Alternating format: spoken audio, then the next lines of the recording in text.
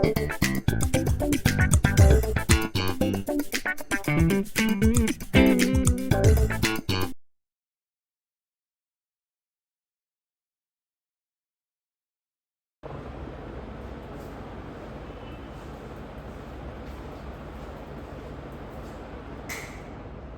Achievers, मैं हूं प्रभात, तुम्हारे केमिस्ट्री टीचर। हम 12th क्लास सिलेबस के जो चैप्टर है सॉल्यूशन, उसमें ऑलरेडी हेनरी लॉ के ऊपर एक क्लास ले चुके हैं और आज का जो क्लास में हम डिस्कस करने जा रहे हैं राउल्स लॉ। जैसे तुम लोगों को पता है, कोई भी टॉपिक जाने से पहले उसके बैकग्राउंड में क्या क्या कॉन्सेप्ट अवेलेबल है या क्या क्या कॉन्सेप्ट बताना जरूरी है, तो उसको लेके फिर हम आगे चलते हैं। तो ऐसे ही राउल्स लॉ में जो डिस्कस करने जा रहे हैं that is related to vapour pressure. तो पहले हम देखेंगे वेपर प्रेशर होता क्या है, उसके बाद what are the factors that can affect vapour pressure and how Raoult's law is related to vapour pressure. ये सारे चीज आज हम डिस्कस करेंगे। ये पार्ट 1 है, राउल्स लॉ का पार्ट 1 है।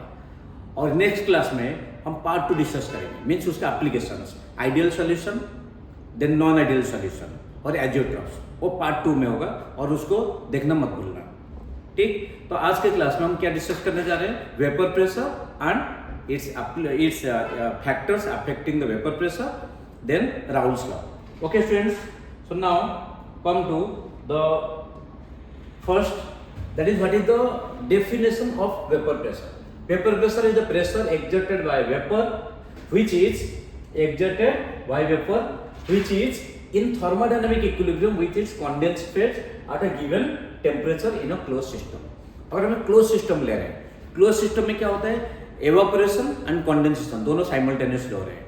तो जब इक्विलिब्रियम में है, थर्मोडायनामिक्स इक्विलिब्रियम में है, तो उस केस में तो वेपर जो बनता है, जो प्रेजेंट होता है वेपर किसके ऊपर, लिक्विड के ऊपर, तो उसमें जितना प्रेशर बनेगा, जो वेपर का जो प्रेशर बनेगा that is known as vapour pressure. चाहो आप उसको नोट कर सकते हो यार।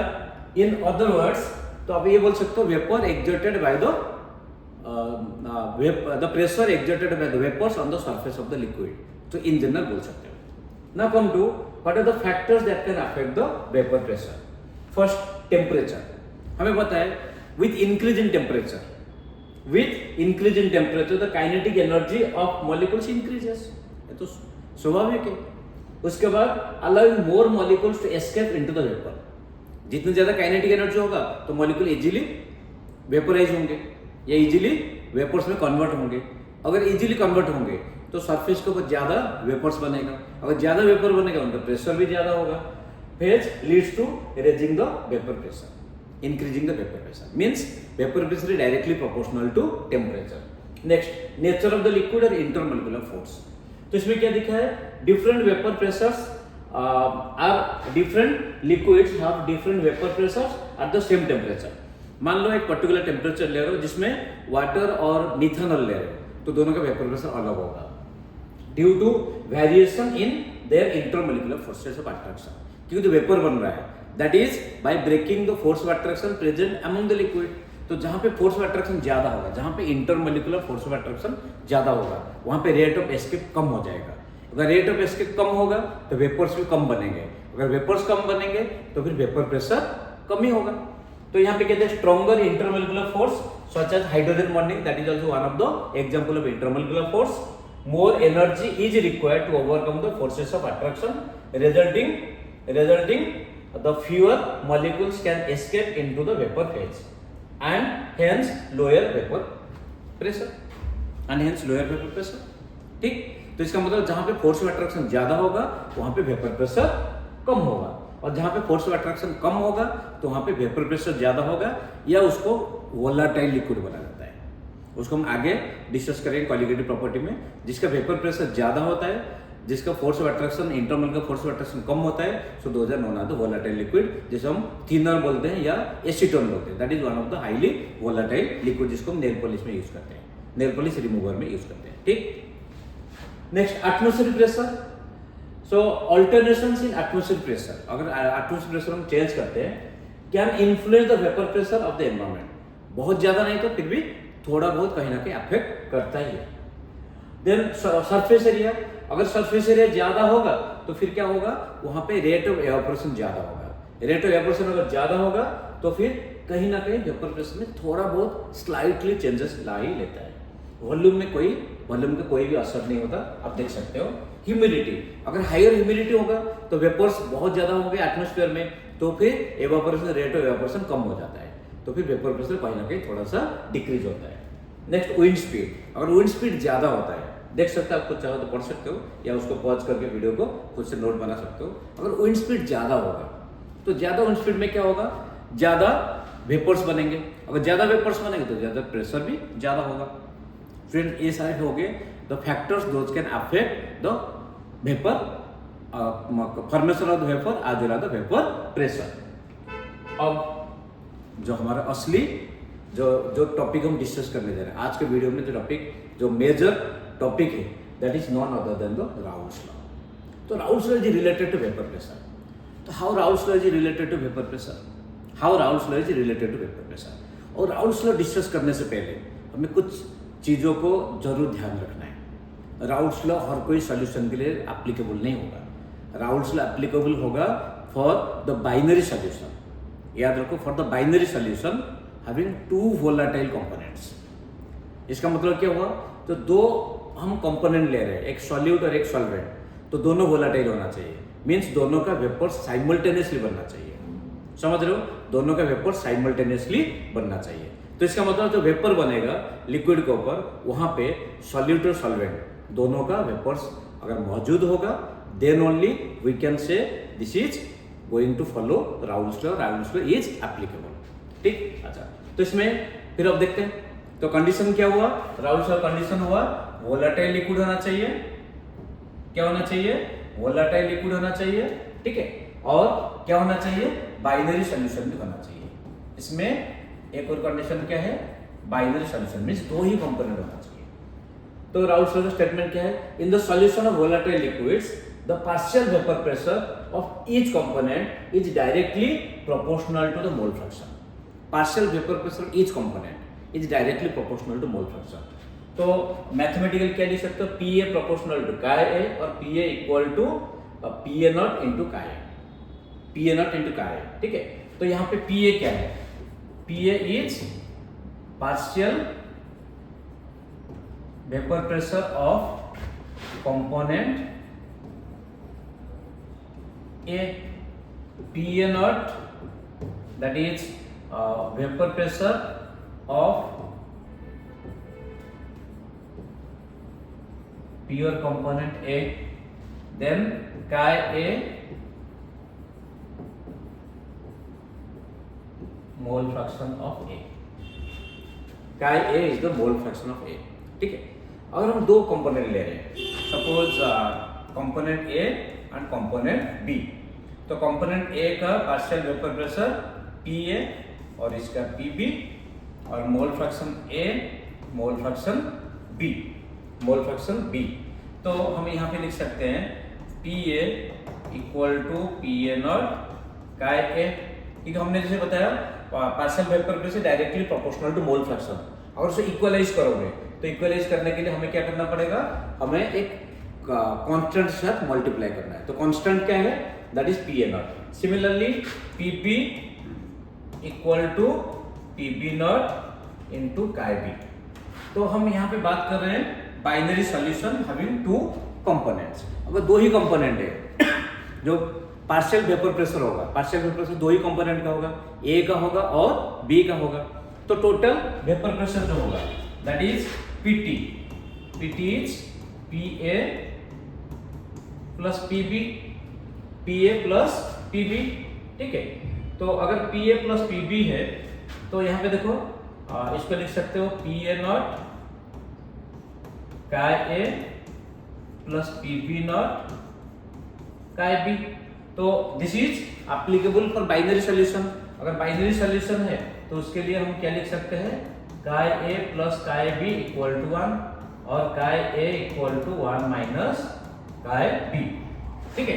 तो यहाँ पे ये लिख सकते हो P A not chi A plus PB naught into 1 minus, यहाँ पे काय ए की जगह बेटर ये होगा, हम काय की जगह लिख सकते हैं क्या, P A not into 1 minus chi B जो तुम्हें चाहिए होगा, चाहे ए या बी जिसका भी चाहिए होगा, आप उसको लिख सकते हो। सो ये होगा पी ए नॉट माइनस, अगर काय बी कॉमन ले रहे हो तो ये क्या हो जाएगा, P A not minus P B nought, that is P total. तो चाहो आप उसको ऐसे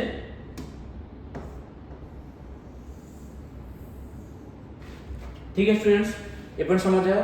total pressure equal to P A not minus chi B into P A not minus P B naught, ये हो गया एक्सप्रेशन। देखा जाए तो जो उसका एक्चुअल एक्सप्रेशन है यही है, P A not into chi A plus P B naught into chi B. So this is the expression for Raoult's law having two volatile components. This is how to find the total pressure. और यहाँ पे हम जो बात कर रहे हैं student, हम किसके लिए बात कर रहे हैं, सॉल्यूशन के अंदर जो प्रेजेंट है, सॉल्यूशन के अंदर जो कंपोनेंट ए और कंपोनेंट बी है उनका पार्शियल वेपर प्रेशर क्या होगा और टोटल वेपर प्रेशर क्या होगा, हम उसके बारे में बात कर रहे हैं। करेक्ट। अच्छा, अब देखते हैं नेक्स्ट में क्या दिया है। अगर यहाँ पे हम बात करें, देखो ये डिफरेंट कलर में हमने मेंशन किया है, ठीक है, एक पिंक कलर और एक ब्लू कलर। तो पिंक कलर मान लो कंपोनेंट ए है और ब्लू कलर जो है कंपोनेंट बी है। तो सॉल्यूशन के अंदर देखो, सॉल्यूशन के अंदर मींस लिक्विड में फोर्स ऑफ अट्रैक्शन ज्यादा है, तो molecules are very close to each other. और यहाँ पे क्या है, वेपर में तो फोर्स ऑफ अट्रैक्शन कम है, तो molecules are further away from each other. तो अगर इस टाइप का होगा कंडीशन तो फिर हम क्या अप्लाई करेंगे, राउल्स लॉ को यूज कर सकते हैं। ठीक है, इसमें आप दोबारा आएंगे। अब ये देखो, तो सॉल्यूशन के अंदर अगर ग्राफिकली प्रेजेंट करेंगे तो ये क्या हो गया, chi A, chi means that is mole fraction of A, और ये क्या हो गया, ये काय ए, ये मोल फ्रैक्शन ऑफ ए। तो यहाँ पे मोल फ्रैक्शन ऑफ ए कितना है, 0 है, तो मोल फ्रैक्शन ऑफ बी कितना होगा, 1 हो जाएगा।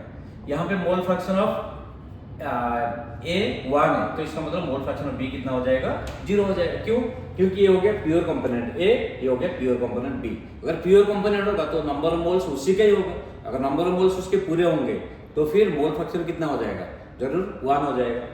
तो ये देखो पी पी नॉट, ये है P A nought. P A nought means that is vapour pressure of the pure component A, P P nought means vapour pressure of the pure component B. अगर कोई एक हम लाइन यहाँ पे draw करें, इस पॉइंट पे देखो, इस पॉइंट में क्या होगा, इस पॉइंट में जो भी आप लाइन में राइज करोगे तो उसमें कंपोनेंट ए और कंपोनेंट बी दोनों होगा। राइट साइड में ओनली कंपोनेंट ए, लेफ्ट साइड में ओनली कंपोनेंट बी, और बीच में किसी भी पॉइंट ले लो वहां पे सॉल्यूट सॉल्वेंट दोनों होंगे।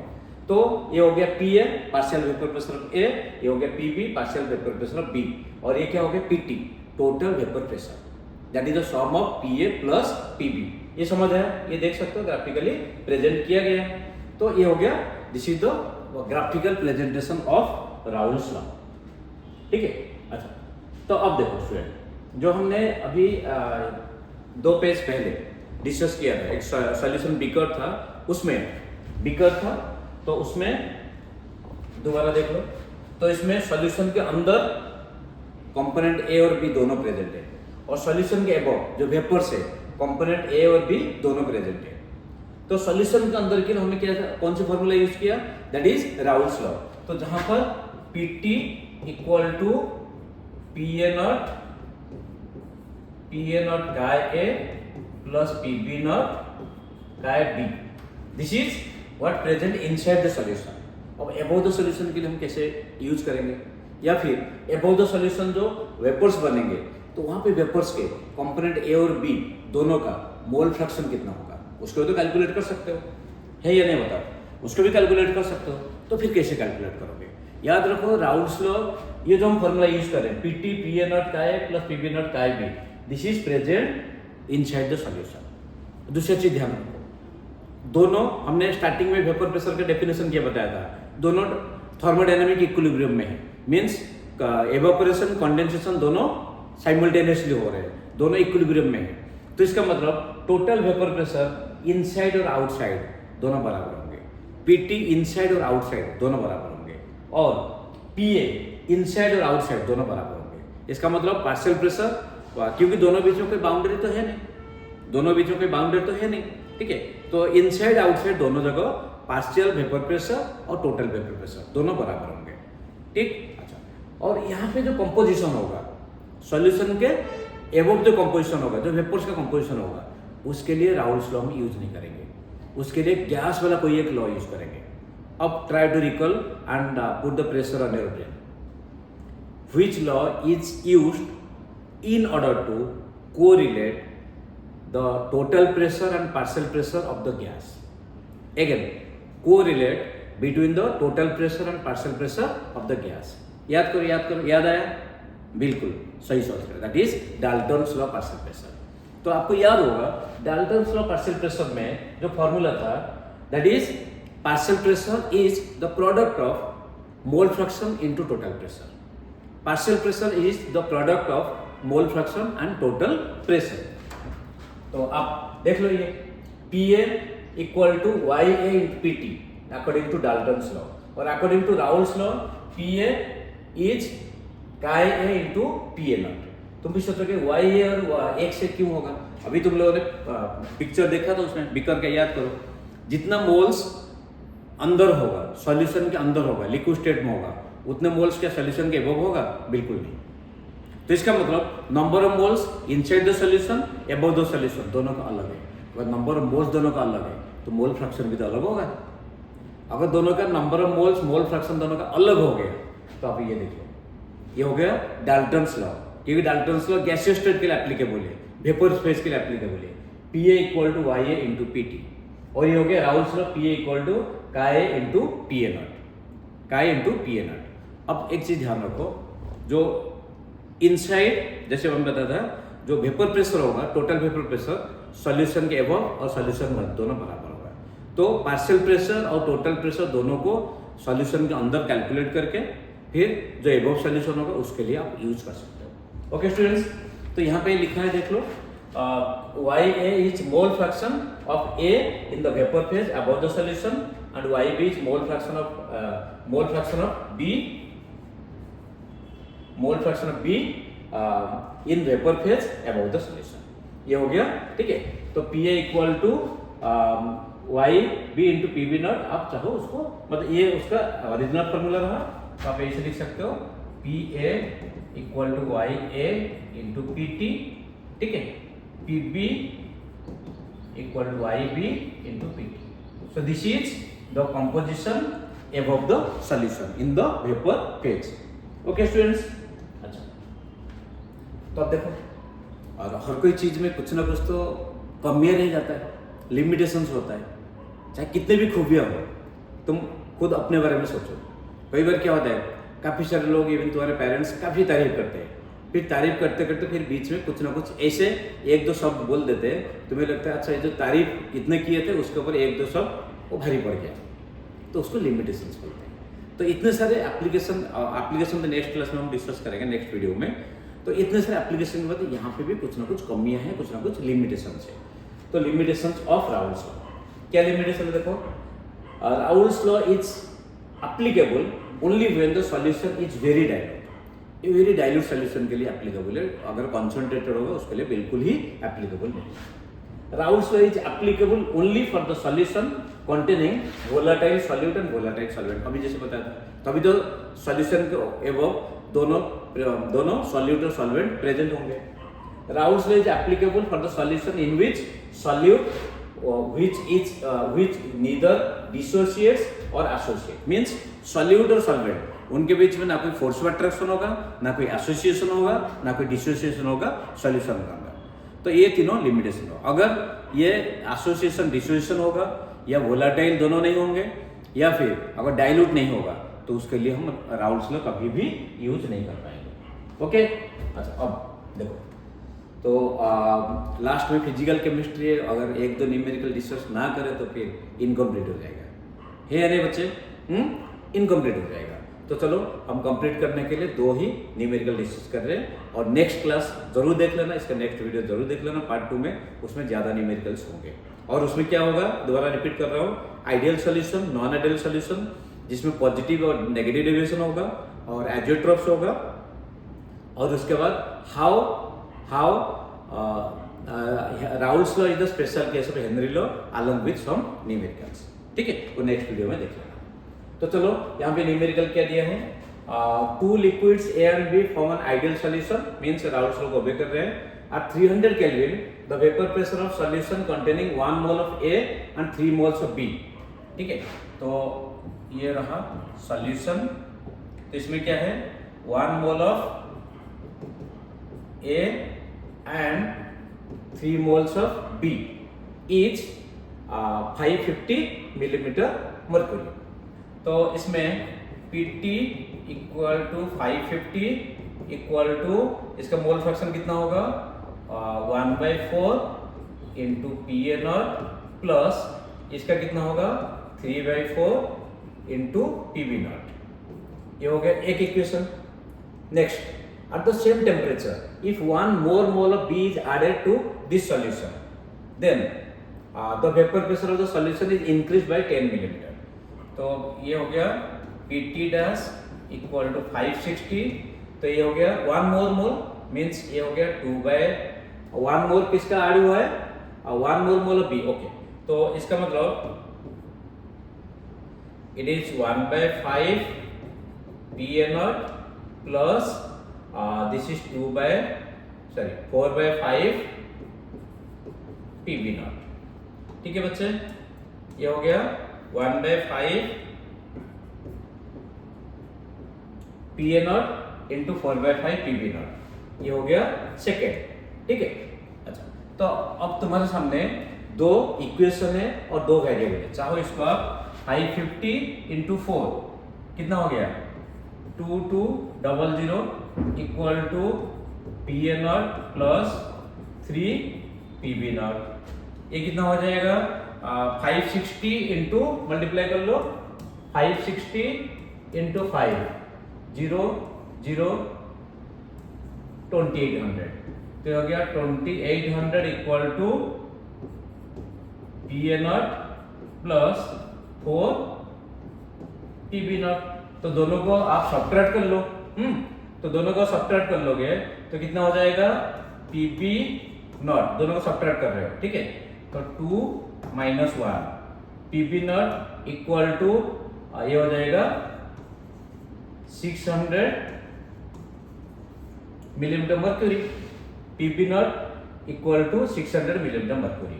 अब PB0 का वैल्यू पुट करो, 600 इंटू 1800, तो 1800 2200 माइनस 1800, तो PA0 कितना हो गया 400 मिलीमीटर मर्क्यूरी। तो देखो आंसर भी नीचे लिखा हुआ है, समझे। अगर कहीं पे फिर तुम्हें अटक गए तो फिर दोबारा वीडियो को पॉज करो, पहले क्वेश्चन पढ़ो, सॉल्व करो, अगर नहीं सॉल्व हुआ फिर जाके सॉल्यूशन देखना। ठीक है स्टूडेंट्स, अब last question, the vapour pressure of a pure liquid A is 40 millimetre mercury. Okay, तो इसका PA0 equal to 40 millimetre mercury. The vapour pressure of this solution, this liquid in solution with the liquid B is 32 millimeter mercury। The vapor pressure of this liquid, okay, so PT equal to 32 millimeter।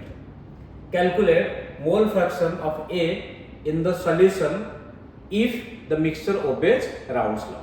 Okay, तो इसमें दिया है first तो दे दिया PA0 vapor pressure of this liquid in the solution with liquid B is 32 millimetre mercury. Calculate mole fraction of A in the solution. Okay, इसका मतलब आपको क्या कैलकुलेट करना है, काय A कैलकुलेट करना है। ठीक, काय A कैलकुलेट करना है। ठीक है, तो आपको पता है क्या P यहाँ पे the vapour pressure of this solution. Okay, तो PT इक्वल टू PA0 काय A प्लस PB0 काय B। ओके स्टूडेंट्स, तो चलो thank you very much for watching this video and I hope you are enjoying the classes. अगर आपको कोई suggestion देना है, कोई कमेंट देना है, तो don't forget to write in the comment. Thank you very much, God bless you.